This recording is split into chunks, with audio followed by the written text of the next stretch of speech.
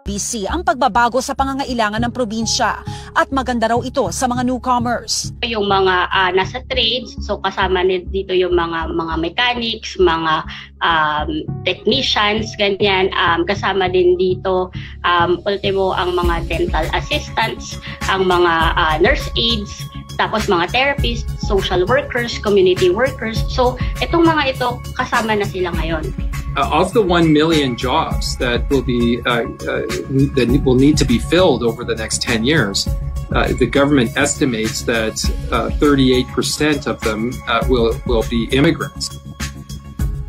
Nangarap mag-international student dito is hindi na sila matitake advantage na papapuntahin lang dito. Tapos in the end, mahihirapan sila. Hindi makakakuha ng work or hindi sila mapaprepare talaga sa totoong buhay sa Canada.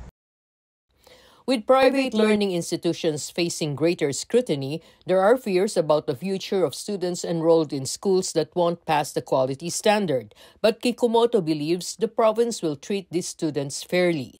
Possible po na hindi naman po nila agad na papauwiin sila, tatanggalan ng status because Canada is very humane naman and very fair.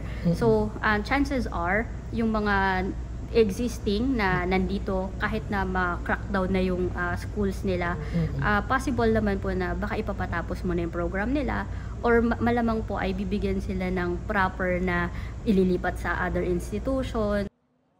With the number of international student visas to be... ang proof of funds. So, yun lang po, medyo nakakalungkot siya kasi sigurado po na maraming maapektuhang international students dito sa balitang ito kasi mas mahihirapan sila na ma-meet yung required proof of funds. Kikumoto said the increase in required funds is equivalent to about 900,000 pesos. She warned prospective applicants to be very careful against borrowing funds from banks or agencies as the consequences for misrepresentation are severe.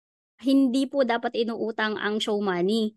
Kung ang agency po ninyo ipinapautang ang show money, matakot na po kayo kasi iyan po ay grounds for misrepresentation. So, marirefuse na po ang inyong visa. May grounds pa for misrepresentation which is ang equivalent po niyan is 5 kaya years naman banning. meron ka bang currently active na US non-immigrant visa, and then automatically magko-qualify ka doon, tapos in minutes lang ma-approve yung ETA mo or yung tinatawag na electronic travel authorization. Immigration Canada said that adding more countries to its ETA program will make it faster, easier, and more affordable for thousands of travelers to visit Canada, while at the same time clear some of their backlog in the visa processing. Kikumoto said that she has been flooded with inquiries right after Canada's announcement. Maraming question agad na kasi syempre marami akong naka-process na mga application for visitor visa. Ngayon, syempre yung iba doon parang sabihin, so pwede na agad silang pumunta dito. Kikumoto added eligible Filipinos will save from $50 to $500 in visa application and processing fees as the ETA costs only $7 and is valid for 6 months. But while most applications can be approved within minutes, Kikumoto said there may still be instances when applicants will be asked to provide other documentation. Yung regular na pag-a-apply ng regular na temporary resident visa or visitor visa wherein of course kailangan mo ipakita na financially stable ka, meron kang i-visit doon or dito sa Canada, and then ayun, depende kung hihingi pa sila ng parang magiging home ties mo na talagang ang purpose mo is mag-visit lang. A place to showcase their products and services. Andrada, a UP alumnus, said he is amazed at how the different groups of Filipinos in Vancouver came together during the fair. They did a very great job in really involving across different industries, areas, companies na very grassroots din ang kanilang mga nature. Since yung company ko is an immigration firm, minsan nakikita nila, gusto kong kuhain yung kamag-anak ko from the Philippines, ganyan. So, mag-i-inquire na sila. So, definitely maganda po yung turnout of client.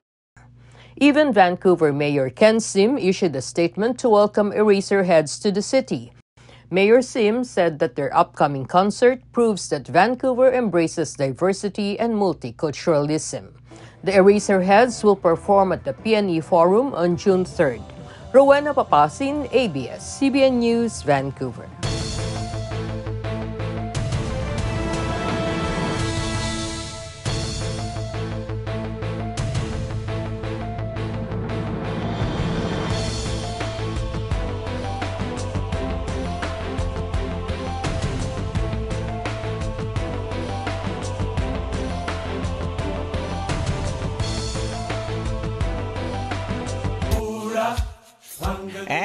are now on our last stretch. Palanding na tayo, kumbaga. At pwede natin sabihin, welcome to Ninoy Aquino International Airport. Ganyan. Pero alam nyo ba, kikending muna tayo sa Canada dahil ang dami nagre-request sa atin, nagtatanong. Lalo na daw yung mga immigration, immigration, Kaya bibigyan namin kayo ng special travel pass. Paspas ang biyahe kasama si Owl Pass sa Travel Pass. We are so fortunate, lalo na sa mga first time na nanonood sa atin, na tumutok ngayon dahil interested daw sila malaman paano nga ba pumunta ng Canada. Hindi lang bilang turista, baka may mga opportunities daw dyan kasi ang dami na nga pong Pilipino at binuksan nila ang kanilang pintuan para sa mga Pilipino, di ba? Naku, nandito po, we're so fortunate, isang expert sa larangan ng immigration at siya actually ang CEO and RCIC ng Kikomoto Immigration Firm. Please welcome live dito po sa studio, Kaide Kikomoto. Hi, Kaide-san. Paki-on yan. Hello po mga kababayan at mga kaserbisyo. Magandang hapon po. Nako, maraming salamat. Maraming salamat kasi marunong pala mag-Tagalog yung guest natin, di ba? Cisco, Kaide. Ay bakit nga pala kailangan natin magpaliwanag sa mga tagapanood natin sa buong mundo at sa buong Pilipinas? Bakit po Kaide Kikomoto? Are you Japanese? Nihonjin desu ka? Ay, Nihongo.